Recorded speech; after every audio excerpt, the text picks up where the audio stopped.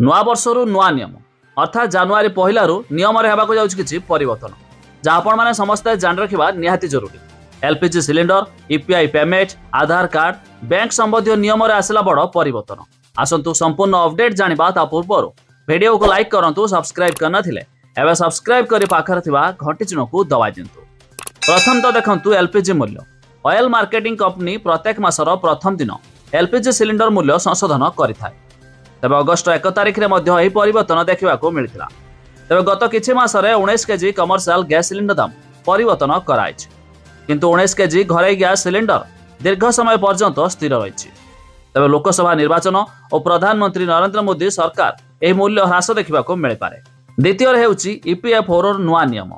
तेज नुआ वर्ष जनवरी 1 तारिख कर्मचारी भविष्य निधि संगठन बा ईपीएफ द्वारा पेंशन हिताधिकारी मानक पई नुआ नियम लागू कराजिबो।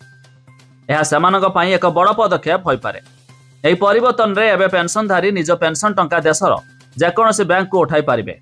एथिरे सेमानकु कोनोसी अतिरिक्त वेरिफिकेशन रो आवश्यकता नाही। आ तृतीय हेउछि यूपीआई 123 पे। रिजर्व बैंक ऑफ इंडिया द्वारा फीचर फोन रो ऑनलाइन पेमेंट सुविधा जोगाई देया पई यूपीआई 123 पे आरंभ करा जायतिला।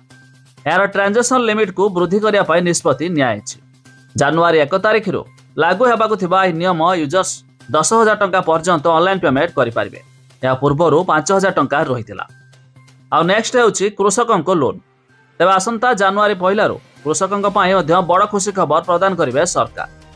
वर्षर प्रथम दिनरु रिजर्व बैंक द्वारा कृषक बिना कोनोसी बंधकरे 2 लाख पर्यंत टंका ऋण नै पारिबे। किछि दिन पूर्वरु एने घोषणा करथिला रिजर्व बैंक। आ नेक्स्ट हेउछि शेयर मार्केट। सेंसेक्स 50 बैंक्स रो मासिक एक्सपायरी परिवर्तन करिसेंती। एणिकी हा प्रति मंगलवार हेबो। वर्तमान यह प्रति सप्ताह शुक्रवार नुहे मंगलवार दिन अनुष्ठित हेबो।